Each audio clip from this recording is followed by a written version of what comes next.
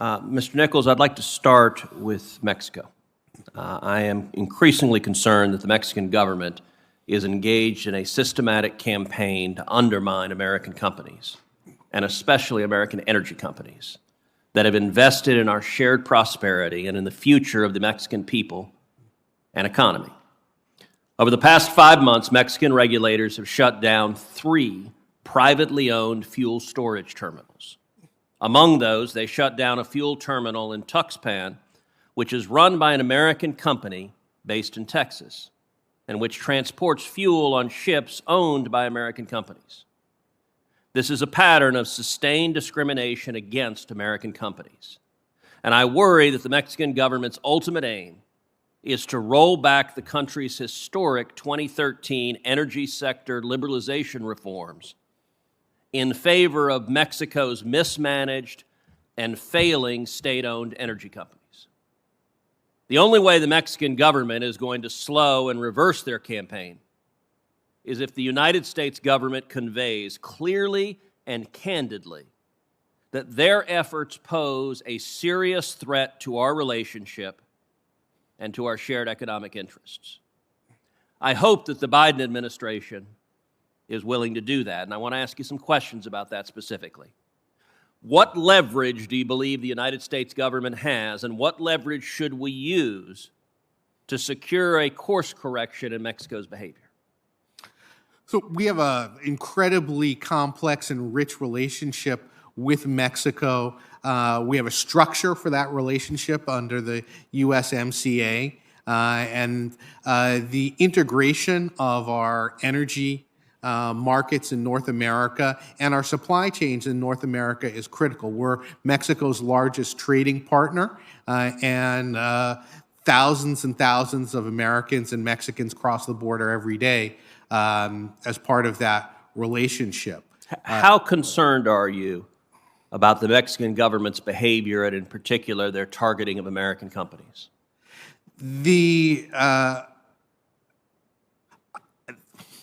I don't believe that the Mexican government is targeting American companies. I think the other point that you made about consolidating the energy sector in public hands rather than private hands is more the issue. So you believe they're targeting just all private energy companies, Mexican and American? Yes.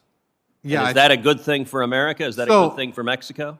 I believe that we need to talk in a comprehensive way with our Mexican partners about the importance of energy security and how the private sector is vital to maintaining energy security. Let me try again, Mr. Nichols. In your judgment, would Mexico destroying the private energy sector in Mexico and nationalizing or throwing out American companies and moving everything to the corrupt and failing state-owned energy companies, would that be a good thing for Mexico, and would that be a good thing for America?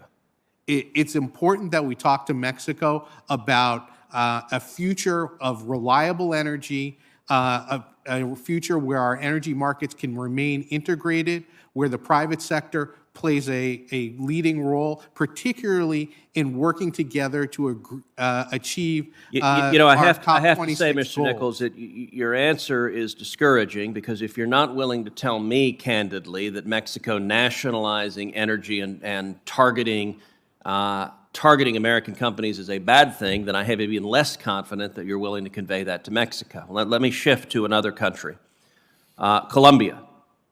This morning, the Biden administration removed the FARC, the Revolutionary Armed Forces of Colombia, from the list of foreign terrorist organizations. The FARC is an organization of Marxist-Leninist narco-terrorists. For decades, they have killed, they've kidnapped, they've extorted Colombians. They have murdered and seized American citizens. They continue to pose an acute threat to Colombian security and to American interest across the region. This is sadly a part of a pattern of Biden foreign policy when it comes to dealing with terrorists, and it is a pattern of appeasement and weakness towards terrorists. It's a pattern we've seen with the Taliban and the absolute disaster in Afghanistan. It's a pattern we've seen with the Houthis in Yemen, where again the Biden administration lifted sanctions on them, and it's a pattern that has led to disaster. Given that appeasement didn't work with the Houthis in Yemen, given that it didn't work with the Taliban in Afghanistan, why does the administration believe that weakness and appeasement and delisting the FARC as terrorists will produce anything but terrible results in Colombia? What makes you think weakness towards these terrorists is going to be successful? Thank you, Senator. The administration is focused on the current terror threat. We designated the FARC-EP and the Segunda Marquetalia, the two active elements that are carrying out terrorist attacks. We continue to have a $10 million reward for alias Ivan Marquez, the head of the Segunda Marquetalia. We are focusing on supporting the peace process 5 years in, and those elements of the final question, because my time has expired. If and when the FARC responds to being delisted with more violence and more terrorism, will you commit to coming before this committee and admitting that it was a mistake to pretend they weren't terrorists and it was a mistake for President Biden to delist them today? I'm always available to appear before this committee. Thank you.